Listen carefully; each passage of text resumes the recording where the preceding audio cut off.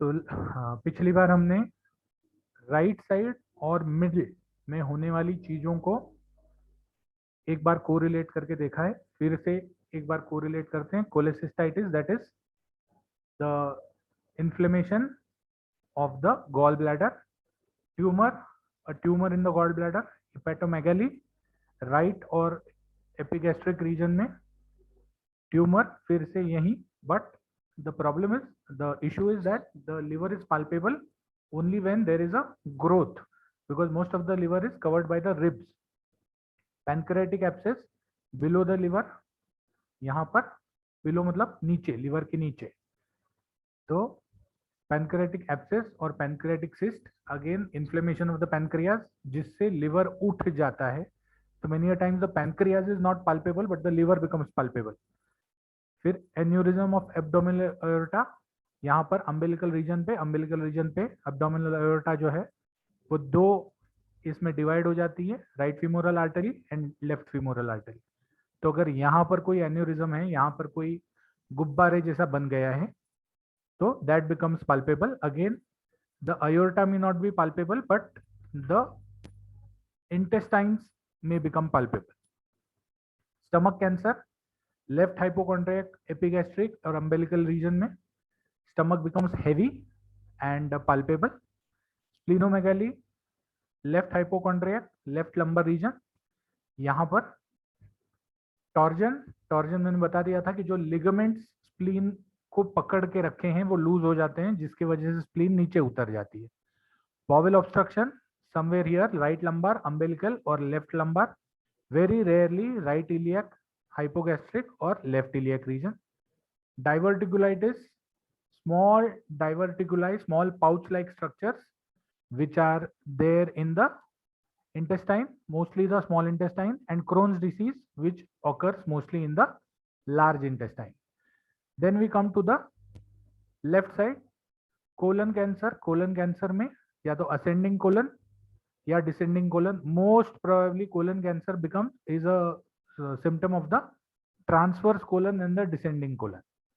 Most of the times it is the transverse colon and the descending colon. तो अगर cancer growth हो जाती है तब भी palpable हो जाता है। Hydronephrosis, that is increase in the water fluid content of the kidneys. Hydronephrosis में usually the kidneys are retroperitoneal, मतलब पेरिटोनियम के पीछे होती है। रेट्रोपेरिटोनियल, पेरिटोनियम के पीछे होती है, राइट लंबर में और लेफ्ट लंबर में।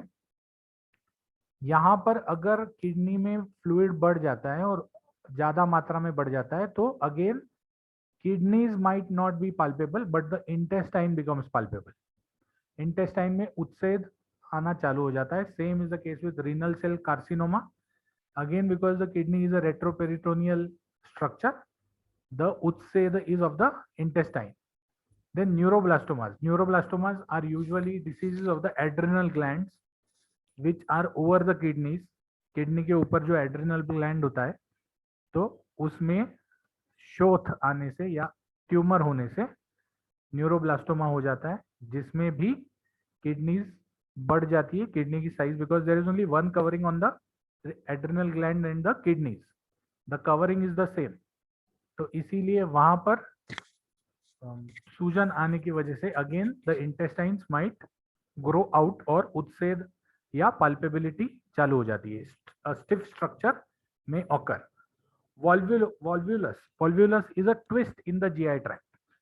जीआई ट्रैक्ट में स्पेसिफिकली स्मॉल इंटेस्टाइन में अगर ट्विस्ट आ जाता है तो वॉल्व्यूलस नाम की बीमारी हो सकती है। Appendicitis here somewhere between the umbilical region and the right iliac region, here somewhere. If we have appendicitis, it might be a palpable structure. Bladder distension in the hypogastric region, यहाँ पर hypogastric region में bladder, usually bladder is in the pelvis, the bladder is in the pelvis, but when there is a distension in the bladder, it comes out of the pelvis, बाहर आता है और यहाँ पर पाल्पेबिलिटी दिख सकती है। Ureteropelvic junction obstruction. Now ureteropelvic junction is somewhere here, यहां पर। तो यहां पर अगर ऑब्स्ट्रक्शन होता है तो that again may have back pressure of water behind up to the left lumbar region, जिससे हाइड्रोनेफ्रोसिस भी हो सकता है। तो that is one of the reasons why you can get a उत्सेध और a palpable structure and uterine leiomyoma, commonly called as uterine fibroids. So uterine fibroids, again uterus is behind the bladder. यहाँ पर अगर उसमें ये बढ़ जाता है, फाइब्रॉइड्स हो जाते हैं, तो it can become palpable again in the umbilical region and the hypogastric region. So these are some of the diseases which we can correlate with gulma. Reason: first, they occur in the abdomen. Second, they have stool as a presenting symptom. They have pain as a presenting symptom. Third, they have something which is a lump-like structure which is seen from the skin, or they have a lump-like structure which is palpable. Palpable का अर्थ सबको पता है, ऐसा मैं पकड़ के चलता हूँ. Palpable is something which you can feel, you can see, but you can feel with your hands if you press the abdomen.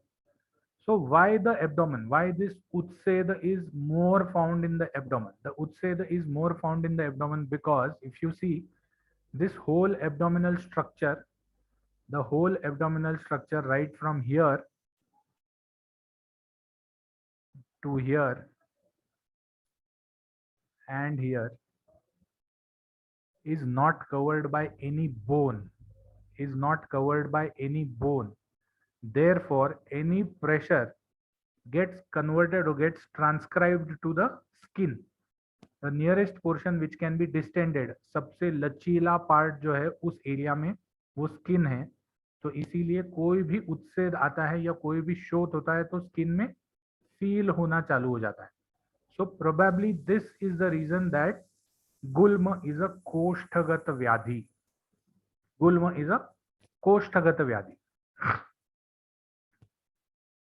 Now we come to the next slide, that is गुल्म के भेद. गुल्म के भेद. Just let me clear this annotation. Okay, so गुल्म के 5 भेद हैं. हमने सूत्रस्थान में भी पढ़े हुए हैं. कहाँ पर? सूत्रस्थान में हमने अष्टोदरीय नाम का अध्याय पढ़ा था. उसमें 5 प्रकार के गुल्म बताए थे उन्होंने. 5 प्रकार के गुल्म. GULMA गुल्म, 5 लेटर्स, 5 भेद. 5 लेटर्स का वर्ड है और 5 भेद है इसके. अब 5 भेद कौन कौन से हैं? एक तो वातज, पित्तज, कफज, सन्निपातज और रक्तज. यहाँ ध्यान रखने का चीज ये है कि जैसे ज्वर में अग्नि विकृति या पित्त विकृति होती है, या जैसे रक्त पित्त में पित्त विकृति होती ही है, वैसे ही गुल्म में वात विकृति होती ही है. तो पित्तज में भी वात की विकृति होगी, कफज में भी वात की विकृति होगी, और सन्निपातज में तो है ही है, क्योंकि तीनों दोषों का एक साथ करके सन्निपातज माना जाता है. रक्तज में भी वात की विकृति है. तो फिर इसके पित्तज, कफज, रक्तज ऐसे अलग अलग प्रकार क्यों बताए हैं? कारण यह है कि पित्तज में वात के साथ पित्त की भी विकृति होती है, कफज में वात के साथ कफ की भी विकृति होती है. सिमिलरली रक्तज में वातज विकृति होती है जो रक्त दुष्टि करती है, इसीलिए रक्तज को अलग प्रकार माना गया है. चरक संहिता के चिकित्सा स्थान में सन्निपातज को निश्चय नाम से भी जाना गया है. निश्चय नाम से भी जाना गया है. तो वातज, पित्तज, कफज, सन्निपातज या निश्चय गुल्म और रक्तज गुल्म, ये 5 प्रकार के गुल्म के भेद हैं. अब हम चलते हैं गुल्म की संप्राप्ति पे. गुल्म की संप्राप्ति ज्वर जैसी बहुत ही सिंपल है. स्व कारण से या अवरोध से वात का कोष्ठ में प्रकोप हो जाता है. तो जैसे मैंने पिछले स्लाइड में कहा था कि वात का प्रकोप होना गुल्म में आवश्यक बात है. वात का प्रकोप होना कोष्ठ में आवश्यक बात है. तो स्व कारण से या अवरोध से वात का कोष्ठ में प्रकोप हो जाता है. अवरोध किससे वजह से हो जाता है? कफ के वजह से हो सकता है या पित्त सूख जाने की वजह से भी हो सकता है।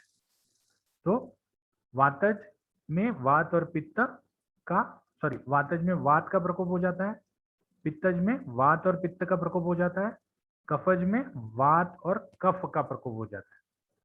तो वातज मतलब गुल्म की संप्राप्ति में वात का प्रकोप अवश्यम भावी है, बिना वात के प्रकोप के गुल्म उत्पन्न नहीं हो सकता।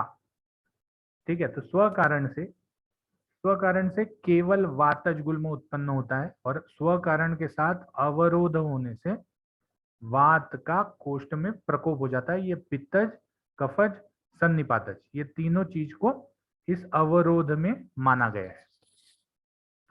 तो स्व कारण से वात का प्रकोप हो जाता है या स्व कारण और अवरोध से वात का कोष्ठ में प्रकोप हो जाता है। ये वात जो है ये महास्रोतसगत हो जाता है, मतलब महास्रोतस में चला जाता है। अब महास्रोतस का कहाँ कहाँ ये है?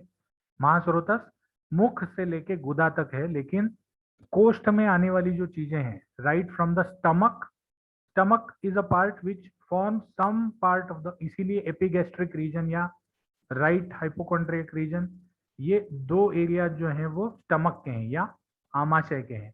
वहां से लेके डिसेंडिंग कोलन तक जो पर्टिकुलर पार्ट है वो कोष्ठ में आता है। इसीलिए यहाँ पर शायद महास्रोतस का वर्णन जो है वो या तो आमाशय से डिसेंडिंग कोलन तक का माना जा सकता है। वात मायु महास्रोतसगत होने की वजह से पिंडाकार अनुभूति होती है, गोल मतलब गोल स्ट्रक्चर बन जाता है उसका। गोल स्ट्रक्चर होने से वो रिजिड हो जाता है, कठिन हो जाता है, पाल्पेबल हो जाता है और वेदना उत्पन्न करता है। वात कहीं भी एक्यूमुलेट हो जाता है तो वेदना उत्पन्न करता है। जैसे संधि में वात एक्यूमुलेट हो जाता है तो वेदना उत्पन्न करता है। शिरशूल में वात सिर में एक्यूमुलेट हो जाता है तो सिर में दर्द करता है। वैसे ही यहाँ पर महास्रोतस में वात एक्यूमुलेट हो जाने की वजह से वेदना और शूल उत्पन्न करता है और इससे वात गुल्म या वातज गुल्म की उत्पत्ति होती है स्व कारण वाले से। अगर अवरोध वाले से हो तो कफज गुल्म, पित्तज गुल्म या सन्निपातज गुल्म उत्पन्न हो सकता है। यहां ध्यान रखने की चीज यह है कि गुल्म में वात की प्रधानता है। वात गुल्म में वात स्व कारण से स्वस्थान में प्रकोपित होता है। अगर पित्त के कारण या कफ के कारण अवरोध होकर पित्त स्थान या कफ स्थान में प्रकोपित हो जाएगा तो क्रमशः पित्तज या कफज गुल्म कहलाता है। अब कफस्थान कौन सा है? कफस्थान is upper part of the महास्रोतस। पित्त स्थान कौन सा है? पित्त स्थान is the middle part of the महास्रोतस। एंड वात स्थान कौन सा है? वात स्थान is the lower part of the महास्रोतस। मतलब जो स्मॉल इंटेस्टाइन है उसको हम पित्त स्थान कह सकते हैं। मोस्ट ऑफ द पित्त is accumulated or concentrated in the initial part of the small intestine, that is the duodenum and the initial part। और आमाशय में कफ का स्थान बताया गया है और पक्वाशय that is the large intestine and the rectum is the स्थान ऑफ वात। तो अगर रेक्टम या लार्ज इंटेस्टाइन में वात बढ़ जाता है तो वातज गुल्म उत्पन्न होता है। अगर अवरोध से बीच वाले एरिया में वात बढ़ जाता है तो पित्तज गुल्म की उत्पत्ति होती है। और ऊपर की तरफ मतलब अबाउ द ड्यूोडेनम अगर वात बढ़ जाता है कफ स्थान में तो कफज गुल्म की उत्पत्ति होती है। अगर तीनों स्थानों में वात बढ़ा हुआ है, कफ का भी प्रकोप है, वात का भी प्रकोप है और पित्त का भी प्रकोप है, तो इसको हम सन्निपातज गुल्म या निश्चय गुल्म में ले सकते हैं। गुल्म की संप्राप्ति के बाद आते हैं वातज गुल्म के कारण।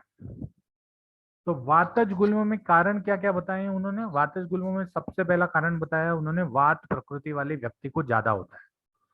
वात प्रकृति वाले व्यक्ति को ज्यादा होता है। दूसरा कारण उन्होंने बताया है कृशता। कृशता मतलब कार्श्य या बदन पतला हो जाना। तो कृशता के अलग अलग कारण बताए हैं उन्होंने। एक कारण उन्होंने बताया है ज्वर, एक कारण उन्होंने बताया है अधिक वमन या विरेचन करने से या अधिक अतिसार होने से। अब वातज गुल्म में कृशता अगर बताई है और ये 3-4 कारण बताए हैं, मतलब 3 कारण, पंचकर्म का अतियोग, अतिसार और ज्वर, ये तीनों चीजें अगर देखेंगे तो these are different different physiologies and pathologies due to which वात इंक्रीजेस। ज्वर होने से क्या हो जाता है, ज्यादा दिन ज्वर होने से ज्वर धातुगत हो जाता है और ज्वर से धातु का क्षय हो जाता है। इसीलिए हमने ज्वर में देखा था कि पुराण ज्वर में हम क्या देते हैं, पुराण ज्वर में हम घी देते हैं, अलग अलग प्रकार की घी देते हैं, क्योंकि वात और पित्त का शमन हो जाए। तो ज्वर जैसे रोग में जहां पर धातु क्षय से वात बढ़ा हुआ है, वो भी एक कारण है वातज गुल्म का। वमन विरेचन से जहां majority of the calorific intake is out, the absorption, the nutrition is not proper, ऐसे समय पर वमन और विरेचन के अति योग से या वमन या विरेचन ज्यादा करने से भी वात बढ़ जाता है। वमन से वात बढ़ता है ये तो जग मान्य है। वमन के अतियोग में जितने भी लक्षण बताए हैं सब वात प्रकोप के बताएं। सिमिलरली विरेचन के अतियोग में भी सभी लक्षण जो बताए हैं वो वात प्रकोप के बताएं। विरेचन नॉर्मल होने में वात नहीं बढ़ता, लेकिन विरेचन का अतियोग होने से वात बढ़ जाता है। वमन नॉर्मल भी हो जाए तो भी उससे वात बढ़ जाता है, क्योंकि शरीर के ऊपर की तरफ या वात के उल्टी दिशा में हम वमन करते हैं। हम वात की दिशा नीचे की तरफ है, जबकि हम वमन जो करते हैं वो ऊपर की तरफ करते हैं। तो इसीलिए वमन में वात बढ़ जाता है। साथ ही साथ अगर अतिसार हो जाए बहुत समय तक तब भी वात बढ़ जाता है, क्योंकि धातु शैथिल्य या धातु क्षय हो जाता है अतिसार में। ज्यादा करके अब धातु मतलब वाटर कंटेंट कम हो जाता है। तो ये तीनों जो कारण हैं ये एक चीज को क्लियर कट दर्शाते हैं कि वातज गुल्म में आपके पेट की जो चमड़ी है उसके नीचे का फैट लेयर कम हो जाता है, और वो चमड़ी जो है, because excess of water has gone out from the body, वमन में, विरेचन में, अतिसार में और ज्वर में भी excess of water has gone out, the skin becomes loose or tender. Tender नहीं कह सकते, टेंडर मतलब दर्द होता है, बट लूज। तो this is one of the reasons वातज गुल्मो occurs, so that the muscles there are exposed. Usually जब हम पेट के ऊपर पालपेट करते हैं तो first thing we touch is the skin, below the skin is a fat layer, is a fat layer. So this fat layer disappears or this fat layer reduces in वातज गुल्म। वात प्रकोपक आहार विहार, ये सेकेंड रीजन बताया है। Second reason is वात प्रकोपक आहार विहार। वात प्रकोपक आहार विहार में शीत चीजें ज्यादा लेना, रुक्ष चीजें ज्यादा लेना, व्यायाम करना या श्रम करना, ये जो है वात प्रकोपक आहार विहार सेम होता है सभी व्याधियों में। शीत रुक्ष जो भी वात के गुण हैं या वात के कर्म हैं उनको अधिक मात्रा में करना वात का प्रकोप का कारण होता है। आज भी हम जब ज्यादा चलते हैं तो क्या होता है, हमारे पिंडियों में, पाँव में दर्द होता है। ज्यादा व्यायाम करते हैं तो शरीर के अलग अलग पार्ट्स में दर्द होता है। वाई दिस दर्द हैपन्स इज बिकॉज वात स्टार्ट्स एक्यूमुलेटिंग देयर। तो ये दो जो हैं वो तो शारीरिक वात प्रकोपक विहार है, लेकिन वही शारीरिक मतलब जीआई ट्रैक्ट से रिलेटेड वात प्रकोपक आहार जो है दैट इज शीत एंड रुक्ष आहार। शीत में ज्यादा ठंडा लेना और रुक्ष में ज्यादा रुक्ष पदार्थ लेना। उसके बाद विचित्र क्रिया करने से भी वातज गुल्म हो जाता है। विचित्र क्रिया मतलब जैसे जो चीजें नहीं करनी चाहिए, कर्म का कर्म का मिथ्यायोग, कर्म का मिथ्यायोग। तो अवेगी वमन, वमन नहीं आ रहा है फिर भी एसिडिटी हुई है, हम उंगली डाल डाल के बाहर निकालते हैं। वमन कब करवाना चाहिए, वमन तब करवाना चाहिए जब दोष जो हैं वो ज्यादा मात्रा में बढ़े हुए हों और उत्क्लेशित हों। उत्क्लेशित हो, जब खुद से बाहर निकलना चाहते हो तब उनको हेल्प करने के लिए वमन करवाना चाहिए। लेकिन जब दोष उत्क्लेशित नहीं है और अगर हम वमन करवाते हैं तो उसको अवेगी वमन कहते हैं। अवेगी वमन नॉट नेसेसरली डॉक्टर के पास ही करके जाना चाहिए।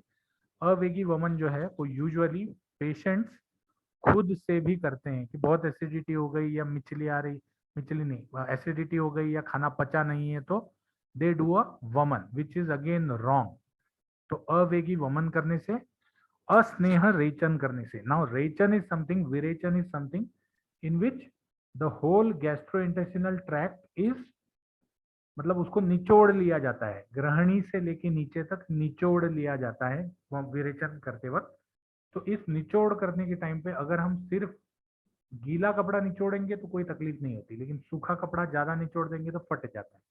तो वैसे ही अगर बिना स्नेह के हमने विरेचन कर दिया तो ये विचित्र क्रिया या कर्म के मिथ्या योग में आता है और उससे भी वात बढ़ जाता है। तीसरा उन्होंने कारण बताया विषमासन। विषमासन, विषमासन मतलब विषम आसन में बैठना, विषम आसन में बैठना, ज्यादा उकड़ू बैठना, या जैसे रिक्शा में हम चलते हैं तो एक साइड के बटक पे ज्यादा देर तक बैठना, तो दिस इज विषम आसन। विषम आसन मतलब यूजुअल बैठने का जो प्रक्रिया है या यूजुअल बैठने का जो पोस्चर है उसको छोड़ के हम जब बैठते हैं तो उसको विषम आसन कहते हैं। फिर ये तो निज हेतु हो गए। आगंतुज हेतु में उन्होंने क्या बताया? आगंतुज हेतु में उन्होंने बताया कि अगर आघात होता हो, पेट में जोर से मारा जाए या तो घूसे से, लात से, तब भी वात का प्रकोप होता है। आगंतुज व्याधियों में हमने देखा है और आगे भी देखेंगे कि आगंतुज व्याधियों में जो दोष का प्रकोप होता है, ये दोष का प्रकोप कारण के बाद होता है, या जो भी लक्षण दिखते हैं वो दोष प्रकोप से नहीं दिखते, वो पहले लक्षण दिखते हैं और उसके बाद दोष प्रकोपित हो जाता है। तो अधिक दबाव, ज्यादा मात्रा में अगर पेट पे दबाया जाए या आघात, पेट पे अगर आघात हो जाए तब भी वातज गुल्म उत्पन्न हो सकता है। यहाँ पर एक चीज है कि इसकी इंटेंसिटी कितनी है। अगर इंटेंसिटी बहुत कम है तो इट माइट बी दैट मतलब स्किन के नीचे जो एब्डोमिनल मसल्स हैं सिर्फ उसमें क्रैम्प आके उत्सेद या पाल्पेबिलिटी या रिजिडिटी आ जाए।